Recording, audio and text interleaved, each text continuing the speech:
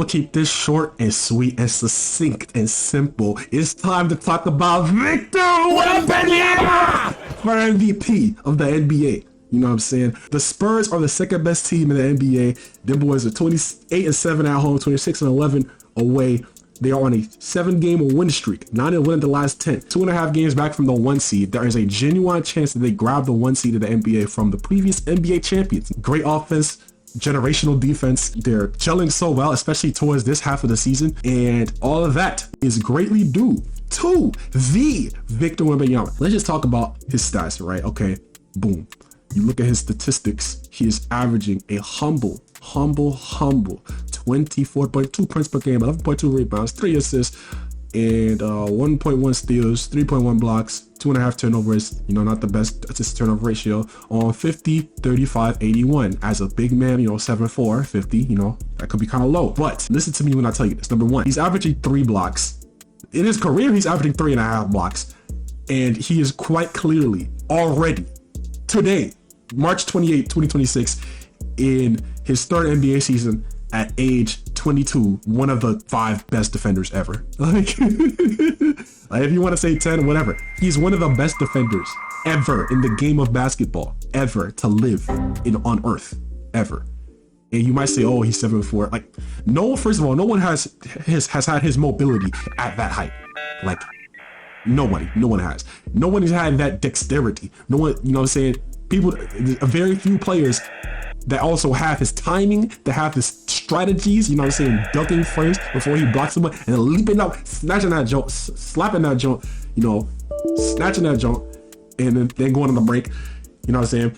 And nobody has his, like, and he also, like, specifically slaps off the glass that they can then get possession and go. He doesn't just smack it out of nowhere like a Hassan Whiteside type of block. No disrespect to Hassan Whiteside, but that, I'm just speaking of facts. He's shooting average, like slightly below average from 3.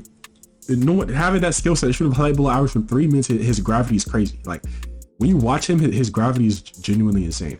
So I don't know, like he makes the game so much easier for everyone on the team. He doesn't have to dominate the ball. He doesn't have to dribble in the post. He can dominate regardless. And like Lo said it, Lo posted a video about Wemby the other day. He mentioned how like Wemby doesn't have to like do a lot in order to get attention from the defense. Like they treat him like he's the best player in the world. So when you're guarded like you're the best player in the world, you need to sell out for you. And then that just creates a bunch of opportunities for teammates. It's a reason why, you know what I'm saying, the team is just so much better with him offensively. And despite the fact that, you know, he doesn't have the best assist turnover ratio, he doesn't have the best like scoring bag, but he's just an elite player. And then furthermore, he's also clutch. Like he is one of the most clutch players in the league when you're watching. Like he's also a clip farmer. I ain't gonna lie, he's a clip farmer, he is an aura farmer, but it's successful. It is successful. He never loses that aura, bro. You just see him dunk on Gigi Jackson the other day, you know, after he got his get back. He's not afraid to get in there in the paint, you know what I'm saying, get defensive stops against anybody, guard guards, guard wings, guard bigs, no matter who. He's not afraid of the moment, you know what I'm saying? When it comes to the clutch situations, bro, he is always ready, willing, and able to perform, you know what I'm saying? He just got a game with it the other day, you know, like he's that guy, bro. I don't know what to tell you. He's that guy. He's him. He's the future GOAT, to be honest with you, GOAT in the making.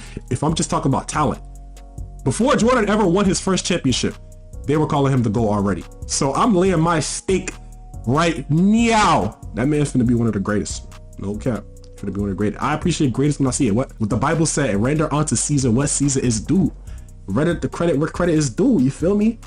Give people their due. I'm not gonna lie, that was out of context. I was mixing up Proverbs 3:27 and Mark 12:17. That was completely out of context, and I'm not gonna lie, I kind of forced it with this one, but I'm trying to preach the word every video, bro. I'm trying, bro. I'm trying. So I'm giving him his due, bro. Like I'm just saying, bro. And furthermore, on top of all of that, he will be the youngest MVP ever, passing D Rose for youngest MVP ever. That just adds to his legacy, bro. You gotta think about it from a legacy standpoint. You feel me? From a narrative standpoint. This adds to his legacy. This adds to the NBA's marketing, bro. Look, oh my gosh, this guy, Wemby, 7'4", freaking elite, unforeseen 2K player that is just the freaking, now he's the youngest MVP ever. You know, it adds to, listen, you gotta hear me, bro. It adds to the advertising, the dollars. This is money. This is money, bro. This is money for the NBA, for him to be great. You know what I'm saying? Furthermore, he just gets better every year. He gets better. Even throughout the season, he just continues to get better, continues to rise as an offensive player, as a defender, as a playmaker, as just a good IQ decision maker, as a, you know what I'm saying, what they be calling people killers. Like, he's added to the mid range, you know, he has that turnaround shot. He has a shot, not necessarily going with the best efficiency, but he has the makeup, the infrastructure, the architecture for him to be one of the best players ever in the history of the NBA, to be like top 3 is there. The infrastructure is already there.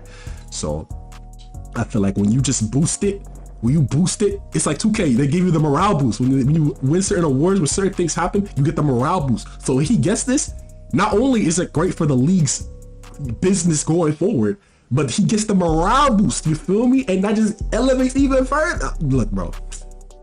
You got sometimes, and Wemby understands this.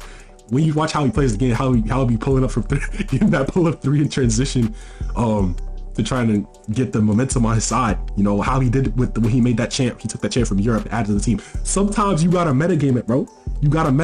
It's like pro wrestling, bro. You got the pro wrestling physics. You gotta metagame it, bro. When the crowd on your side, when they are, you know what I'm saying, you get that energy boost inside, and that extends to the rest of your team. That extends to the league. So you gotta metagame it sometimes, bro. You feel me? You gotta I don't know if you understand what I'm trying to say, but I feel like people who know what I'm trying to say, they know what I'm trying to say, bro. You gotta metagame it sometimes. And okay, but just talk about the Spurs in general. They're a contender. They're firmly a contender. They genuinely have a great chance to. If they beat the Thunder, they're winning the championship. Nobody in the East is messing with them. Nobody in the East messes with them. Well, shout out the Hornets though. The Hornets are confident. I think the Hornets are low key the 4th contender in the East. If you ask me, I'm taking the Hornets over a lot of people. They going out in the 2nd round at least. It's gonna be a hard out. But the Spurs, they're a real deal, bro. Real deal. The only issue, okay, yeah, shooting's not the best, and then they're a super young team, and they have 3 slashes, but De'Aaron Fox and Castle and Harper aren't all the same player. They have they share some similar skills, but they also have different enough skills to where you could put 2 of them or even 3 of them on the court at the same time and hoop. And having that dynamic guard and Harper off the bench is tough. Having like Champagne, the freaking cold-blooded shooter, a steady hand, Harrison Barnes, he doesn't have to have a lot of pressure on him. You got Keldon Johnson's hooping like crazy. Vassell, like they got a squad, bro. Carter Bryant, even his defense, like they got a squad, bro.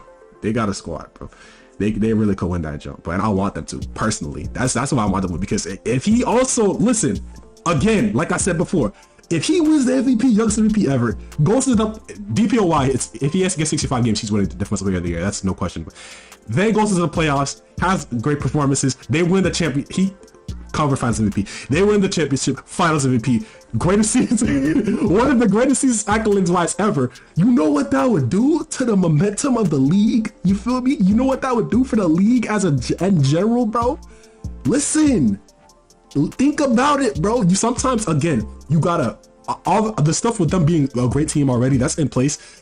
Sometimes you just gotta add some extra stuff, a little extra stuff, just push it forward, combine it together, the scripted stuff and the non-scripted stuff, add to the script. You know what I'm saying? You get a Daniel Bryan at WrestleMania moment, you get a Kofi Kingston WrestleMania moment. You got Wembanyama doing all this stuff in 1 year, and the next year it's gonna go even more crazy. So just listen, bro. This is the path. This is the path to the best possible outcome for the NBA as a whole. Is give Wembanyama the MVP. Okay? Heard?